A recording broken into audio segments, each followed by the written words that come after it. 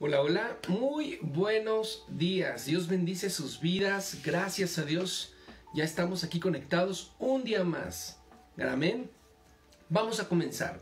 Estamos leyendo la Biblia en un año. Mi nombre es Isaac y esto es Biblia.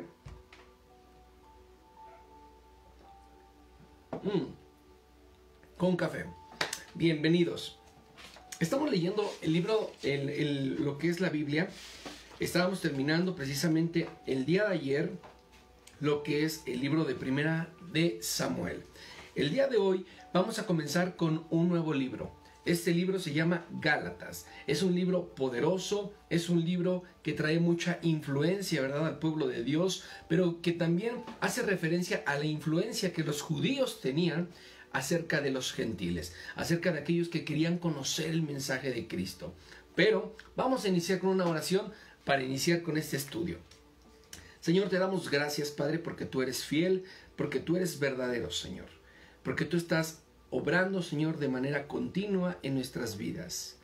Bendigo la vida, Señor, de cada uno de aquellos, Padre, que se conectan, que leen junto con nosotros esta que es tu palabra, Señor. Bendícelos, Señor, en el nombre de tu Hijo amado Jesucristo, Señor. Rodéalos, Padre, de tu presencia y que tu Espíritu Santo, Señor, nos dirija en este estudio. Te necesitamos. En el nombre de Jesús. Amén. Muy bien. Hoy vamos a leer un nuevo libro. Vamos a leer un nuevo capítulo. Y este libro es el de Gálatas. Estamos avanzando y nos encontramos en este momento en el 44% del contenido de la Escritura. Vamos avanzando y estamos hasta el día de hoy leyendo el 44% de lo que contiene la Escritura aquí en su palabra. Es una bendición llegar hasta este momento. Estamos a el 40% de este 100 que tenemos como meta. Dios está avanzando, Dios está cumpliendo y lo está haciendo porque Él lo prometió. Bien, vamos a comenzar. Nos corresponde leer el libro de Gálatas. Recordemos que venimos de leer lo que es el libro de Romanos, el libro de Hechos, el libro de Primera de Corintios y el libro de Segunda de Corintios. Todos estos libros o estas cartas, ¿verdad?, hacían referencia hacia lo que venía, ¿verdad?, para la iglesia una vez que Jesús había cumplido, ¿verdad?, y había resucitado. Amén. Vemos cómo el comportamiento de la iglesia empezó a cambiar, cómo la iglesia se empezó a comportar de una manera completamente diferente. Pero esto es el resultado, ¿verdad?, de las malas prácticas, el resultado de ser apegado a la ley, ¿verdad?, porque era lo que exigían los judíos. Y hoy vamos a analizar un poquito acerca de lo que es el libro de Gálatas. Como nosotros podemos ver en el libro de Gálatas, dice que es un partido, primero que nada, que tiene que ver con un movimiento judaizante. ¿Qué significa esto? Un movimiento judaizante que ellos hacían referencia que eran salvos, que ellos hacían referencia que por medio de la fe, esta fe era perfeccionada, ¿verdad?, por medio de la obediencia a la ley de Moisés. Los judíos le querían hacer sentir a los gentiles que es cierto que nosotros podíamos vivir por fe, pero que nuestra fe era perfeccionada por medio del apego a la ley. Imagínate, y era una opresión de parte del pueblo judío sobre los gentiles, sobre aquellos que no conocían de Jesucristo, sobre aquellos que no eran de origen judío, de que si querían vivir en la fe, tenían que ser apegados a la ley de Moisés. Imagínate qué complejo todo este tema. La iglesia realmente se empezó a complicar y aunque ya Pablo ya había enviado una carta a Roma, y por eso existe el libro de Romanos, aunque Pablo ya había hecho una carta para Corintios, esa es la carta de Primera de Corintios y Segunda de Corintios, a Corinto. Aunque ya se había hecho referencia e invitación a una iglesia, a otra iglesia, los problemas continuaban. Y en ese momento los judíos estaban tomando control, ¿verdad?, de cómo es que era la fe que estaba operando en las vidas de las personas. Entonces, el propósito del libro de Gálatas tiene en particular, uno, la justificación y la santificación no son por obras de la ley, sino por la fe. El apóstol Pablo le quiere hacer saber a toda la iglesia que la justificación y la santificación es por medio de la fe y no por medio de la ley. ¡Wow!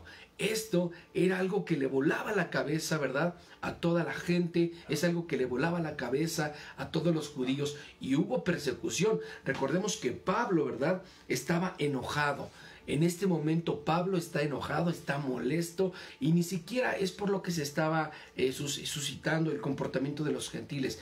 Estaba enojado porque habían surgido falsos maestros o maestros que estaban errando y estaban enseñando algo que era contrario a lo que Cristo ya había venido a hacer. Ahora, esta enseñanza o estos malos maestros, ¿verdad?, estaban presionando, ¿verdad?, a la gente a que fuera bautizada, estaban presionando a que fueran circuncidados y que después de eso se apegaran a la ley de Moisés, y que todavía después de eso, ¿verdad?, ellos fueran, comieran lo que comían los judíos y fueran a las fiestas y festejaran las fiestas que hacían los judíos. Esto era totalmente un caos. Naturalmente la gente se iba a empezar a molestar, se iba a empezar a enfadar, y por eso Pablo envía una carta a lo que es Gálata. Gálata es una ciudad, Gálata es un lugar, y esta es la primera vez que Pablo no solamente envía una carta. Esto es lo que diferencia a las demás cartas. La carta de Romanos es porque se mandó una carta a Roma. La carta de Corintios es porque se mandó carta a Corinto. Y ahora Gálatas se llama Gálata porque se envía una carta, pero no solamente a una iglesia, se envía a todas las iglesias que pertenecían a una provincia que precisamente estaba en Gálatas. Toda esta información es necesario tenerla en contexto, porque en este momento Pablo, el apóstol Pablo, viene de haber sido perseguido, viene de haber sido maltratado, pero también casi perdió la vida a causa de las pedradas, casi perdió la vida a causa de predicar el evangelio. Ahora Pablo está en un carácter, ¿verdad?, molesto porque todos no están reconociendo la obra de Jesucristo, no están reconociendo el favor de Jesucristo, y aquí es donde vamos a entrar con el libro de Gálatas. Y ahora, quiero decirte que Gálatas se asemeja a lo que es el libro o la carta de los Romanos, pero en pequeño, ¿verdad? Es una referencia también al libro a la carta que se escribió para Roma, pero más pequeña. Amén. Y vamos a empezar. Y Gálatas, quiero decirte como último dato histórico, que pertenece o pertenecía a lo que era España, ¿verdad? Y esto tenía mucho que ver porque estamos hablando de que Pablo estaba haciendo viajes, estaba haciendo recorridos con el único propósito de ¿qué? De predicar el evangelio. Aleluya. Vamos a comenzar con el libro de Gálatas después de este contexto histórico. ¿Quién lo escribió? El apóstol Pablo. Es una bendición tener esta información, y lo vamos a ir desarrollando conforme vamos a ir avanzando. Amén. Libro de Gálatas, y estamos en el 44% de la lectura de la Biblia. Bienvenidos, esto es Biblia con Café.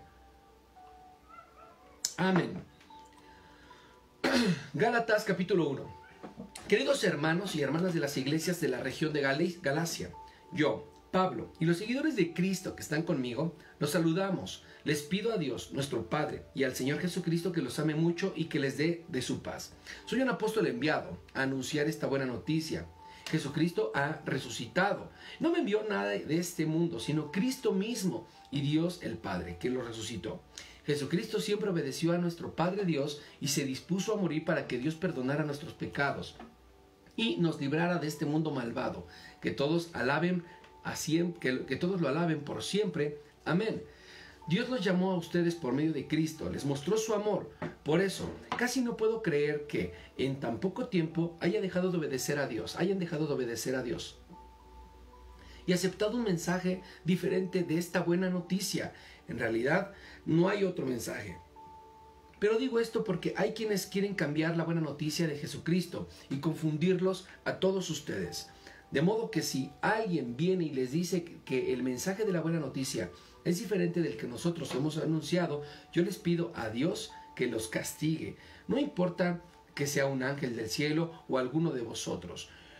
Vuelvo a repetirles lo que ya se les había dicho. Si alguien les da un anuncio o un mensaje diferente al que recibieron, que Dios los castigue. Yo no ando buscando que la gente apruebe lo que yo digo, ni ando buscando quedar bien con nadie. Si así lo hiciera, yo no sería un buen servidor de Cristo. Para mí, lo importante es que Dios me apruebe. Queridos hermanos en Cristo, quiero que les quede claro que nadie en este mundo inventó la buena noticia que yo les he anunciado. No me la contó ni me la enseñó cualquier ser humano, sino fue Jesucristo mismo quien me la enseñó. Ustedes ya saben cómo era yo cuando pertenecía a la región judía. Saben también que con violencia hice sufrir a los miembros de la Iglesia de Dios y cómo hice todo posible para destruirlos. Cumplí con toda la religión judía mejor que muchos judíos de mi edad y me dediqué más que ellos a cumplir las enseñanzas recibidas de mis antepasados. Pero Dios me amó mucho y desde antes de nacer me eligió para servirle. Además, me mostró que quien quiera ser su hijo, me mostró quién era su hijo, para que yo anunciara a todo el mundo la buena noticia acerca de él. Cuando eso sucedió, no le pedí consejo a nadie, ni fui a Jerusalén para pedir la opinión de aquellos que ya eran apóstoles. Más bien, me fui inmediatamente a la región de Arabia y luego regresé a la ciudad de Damasco y 3 años después fui a Jerusalén para conocer a Pedro y solo estuve 15 días con él. También vi al apóstol Santiago, hermano de Jesucristo, nuestro Señor. Aparte de ellos, no vi a ningún otro apóstol. Les estoy diciendo esto en la verdad. Dios sabe que yo no miento. Después de eso fui a las regiones de Siria y de Cilicia. En este tiempo la iglesia de Cristo, que está en Judea, no me reconocía personalmente. Solo había oído decir, ese hombre que antes nos hacía sufrir, ahora está anunciando la buena noticia que antes quería destruir. Y alababan a Dios por el cambio que él había hecho en mí. Amén. Muy bien, estamos analizando el Gálatas, capítulo 1. En su capítulo, versículos 1 al 5, el apóstol Pablo, ¿verdad?, afirma su carácter apostólico contra los que lo estaban desprestigiando. Amén. Y del 6 al 9 vemos cómo reprende a los Gálatas por rebelarse contra el evangelio de Cristo por la influencia de los malos maestros. Habían surgido malos maestros, maestros que enseñaban una doctrina diferente a la que Cristo había establecido. Después vemos cómo del versículo 10 al versículo 14, ¿verdad?, ven lo que es la prueba la autoridad divina de su doctrina y su misión y declara lo que era antes de su conversión y su llamamiento, lo que antes era Pablo y lo que después fue Pablo. Amén. Y después, el 15 al 24, ¿cómo es que procedió Pablo después de esto? Vemos cómo hay un enlace, cómo hay un celo en el apóstol Pablo por defender el evangelio de Jesucristo. No por predicar lo que él tenía en su corazón, no por predicar lo que él creía que era bueno, sino predicar el mensaje de Cristo, el mensaje que traía salvación a las personas, el mensaje que traía redención a la humanidad. Y este mensaje estaba siendo cambiado, ¿verdad?, por todos estos falsos maestros que estaban surgiendo en este tiempo. Amén. Capítulo 2 de Gálatas. 14 años después, Dios me hizo ver que yo debía ir a Jerusalén. En esta ocasión me acompañaron Bernabé y Tito. Allí nos reunimos con los miembros de la iglesia y les explicamos el mensaje que yo anuncio a los que no son judíos. Luego me reuní a solas con los que no son judíos. Me reunía solas con los que eran reconocidos como líderes de la iglesia, pues querían estar seguros de que mi trabajo, pasado y presente, no iba a resultar un esfuerzo inútil. Ellos no obligaron a nadie a circuncidarse, ni siquiera a Tito, ni que no era un judío. Tuvimos esta reunión porque algunos de estos, a escondidas, se metieron en un grupo de la iglesia para espiarnos. Esos falsos seguidores solo querían quitarnos la libertad que Cristo nos dio y obligarnos a obedecer las leyes judías. Pero ni por un momento nos dejamos convencer, pues queríamos que ustedes siguieran obedeciendo el verdadero mensaje de la buena noticia. Aquellos que en la iglesia eran reconocidos como líderes no agradaron nada al nuevo mensaje que yo predico. Y no me interesa saber si en verdad eran líderes o no, pues Dios no se fija en las apariencias. Más bien, ellos comprendieron que a Pedro se le había encargado anunciar la buena noticia a los judíos, y a mí se me había encargado anunciar a todos los que no lo son. Aleluya. Y Dios, ¿verdad? Mismo quien me envió, que envió a Pedro como apóstol para los judíos, a mí como apóstol para aquellos que no lo son. Santiago, Pedro y Juan, que eran considerados los líderes más importantes de la iglesia, se dieron cuenta de que ese privilegio que Dios me había dado. Entonces quedamos en el acuerdo que Bernabé y yo anunciáramos la buena noticia a los que no son judíos y que ellos anunciaran a quienes sí lo son. Y para que mostráramos que estaban de acuerdo, nos dieron la mano. La única condición que nos pusieron fue que no dejáramos de ayudar a los pobres de la iglesia en Jerusalén. Y eso es precisamente lo que hemos estado procurando hacer. Amén. Cuando Pedro vino a la ciudad de Antioquía, me enfrenté a él y le dije que no estaba bien lo que hacía.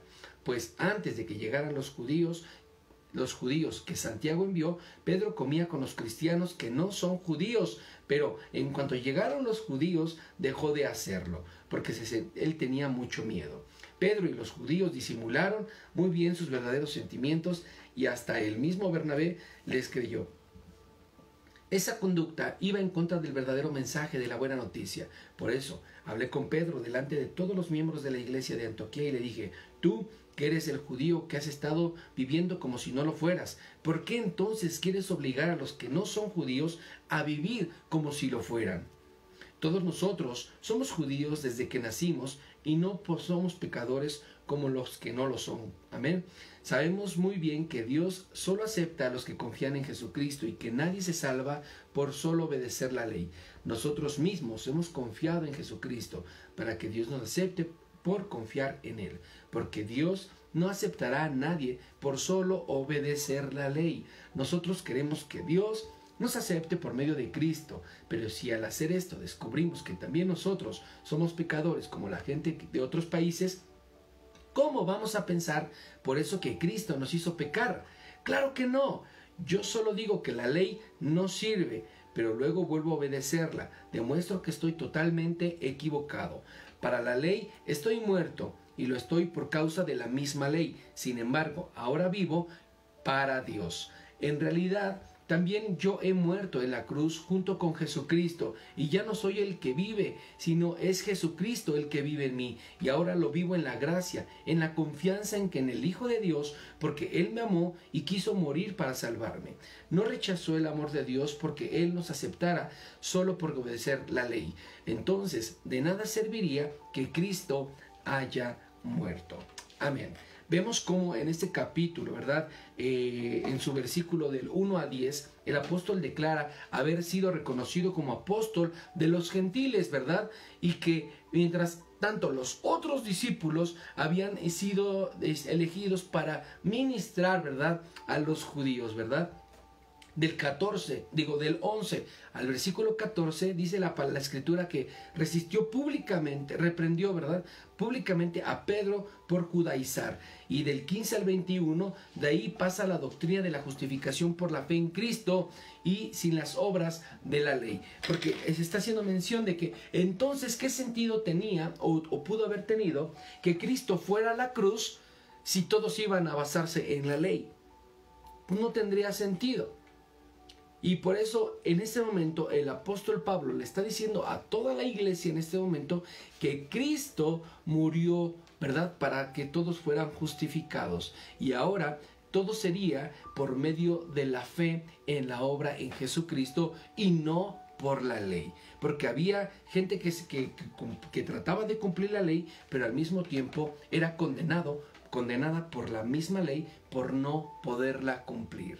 Imagínate qué difícil para toda esta gente querer cumplir y seguir a Dios y amar a Dios, pero haciéndolo a través del cumplimiento de una ley que jamás iban a poder cumplir.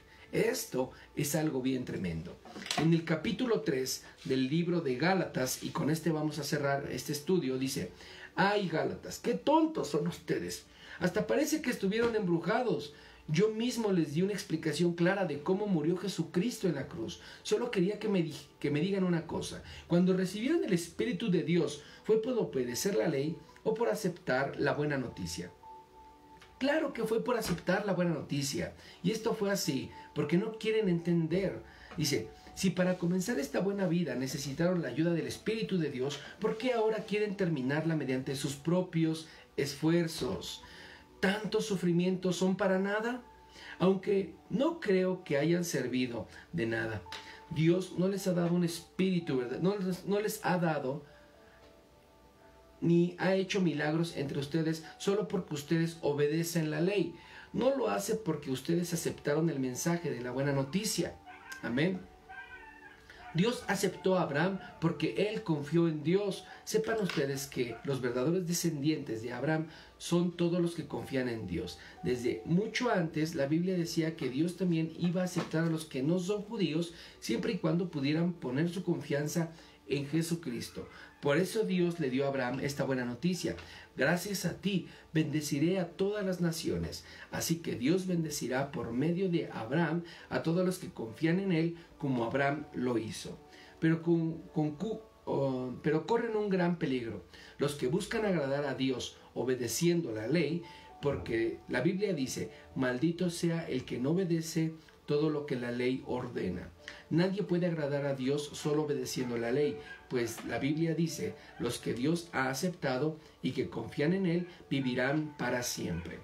Pero para tener vida eterna por medio de la ley no haría falta confiar en Dios, solo habría que obedecer la ley. Y por eso dice la Biblia: el que obedece la ley se salvará por su obediencia. Pero Cristo prefirió recibir por nosotros la maldición que cae sobre él para que no obedece la ley. De ese modo nos salvó, porque dice la Biblia: Dios maldecirá a cualquiera que muera colgado de un madero. Por eso, la bendición de Dios que prometió darle a Abraham es también para los que no son judíos. Así que, si confiamos en Jesucristo, recibiremos el Espíritu que Dios nos ha prometido. Hermanos míos, les voy a dar un ejemplo de que cualquiera puede entender. Cuando una persona hace un pacto con otra y lo firma, nadie puede anularlo ni agregarle nada. Ahora bien, las promesas que Dios le hizo a Abraham eran parte de él y sus descendientes. La Biblia no dice que las promesas eran para sus descendientes, sino para su descendencia, la cual es Cristo. Lo que quiero decir es esto: la promesa de Dios no puede cambiarla ni dejarla sin valor. Una ley que Dios dio 430 años después, porque si Dios diera lo que prometió solo a quien obedece la ley, entonces ya no daría para cumplir su promesa. Pero lo cierto es que cuando Dios le aseguró a Abraham que le daría lo prometido, no le pidió nada a cambio. Entonces, ¿para qué sirve la ley? Pues al hacerle la promesa a Abraham, Dios nos dio la ley para mostrarnos lo que estaba haciendo mal. Pero esa ley le servía solo hasta que viniera el descendiente de Abraham, quien Dios le hizo la promesa. Dios le dio la ley a Moisés por medio de los ángeles, para que él nos las hiciera y nos las diera a mostrar a nosotros. Pero cuando Dios le hizo la promesa a Abraham, no usó mensajeros, sino que se la hizo personalmente. Esto significa que la ley esté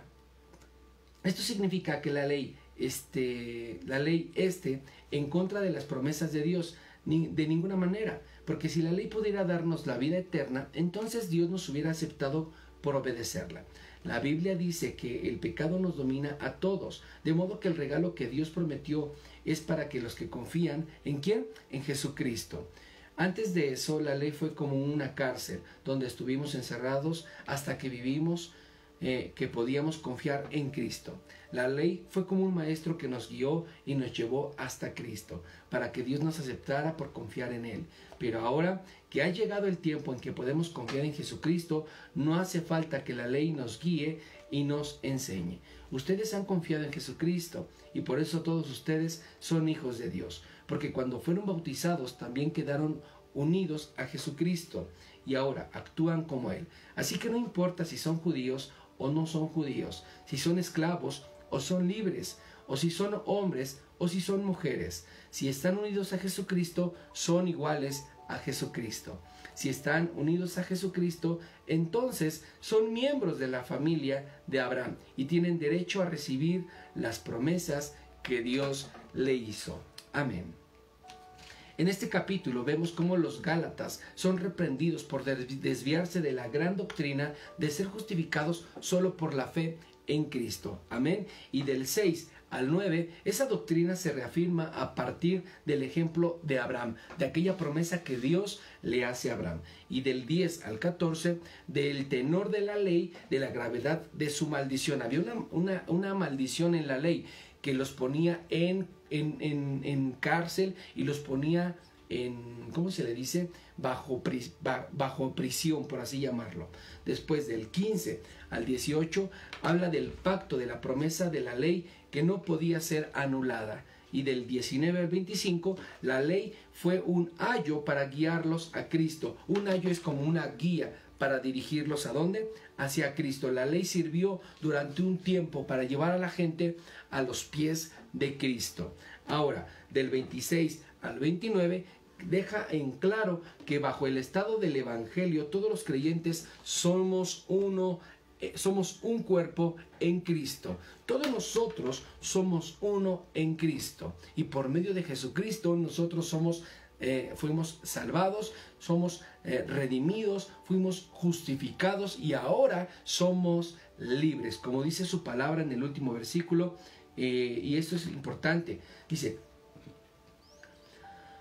y en el 29, dice, y si están unidos a Cristo, están hablando de ti y están hablando de mí. Entonces somos miembros de la gran familia de Abraham y tenemos derecho a recibir las promesas que Dios le hizo. Amén. Vamos a orar. Señor, te damos gracias, Padre, por este tiempo. Gracias por darnos la enseñanza, por darnos a conocer tu escritura, esta carta tan poderosa, Señor. Quiero bendecir, Padre, la vida, Padre, de Ana Camacho. Bendice su vida, que tu Espíritu Santo, Señor, esté con ella, que la guíe en todo tiempo. La vida de la hermana Herminia Velarde. Gracias, Padre, por este tiempo de conectividad, de aprendizaje en la lectura, en esta que es la carta de Gálatas, Señor, que nosotros podamos ver, Señor, lo que tú tienes preparado para nosotros cada mañana, Señor. Y también bendice la vida de la hermana Leonor. Gracias, Padre, porque tú sigues en su vida, sigues en su familia, sigues restaurando, Señor, cada área de su vida, Padre. Las quiero bendecir, Señor, en el nombre de tu Hijo amado Jesucristo, Señor. Y que tu Espíritu Santo, Señor, esté con nosotros en todo momento. En el nombre de Jesús. Amén. Muchísimas gracias. Mi nombre es Isaac Valdés y esto es Biblia con Café. Ayúdanos a compartir este estudio, ayúdanos por medio de tu página de Facebook a compartir este estudio para que podamos ser de bendición para mucho más personas. Y si en tu corazón Dios pone, ¿verdad?, o propone ayudar y ser de bendición para este ministerio, en la referencia y descripción de este video voy a colocar el número de cuenta, o bien nos lo puedes hacer llegar a través de algún sobre o alguna ofrenda de manera personal. Dios bendice sus vidas y nos vemos el día de mañana en Biblia con Café.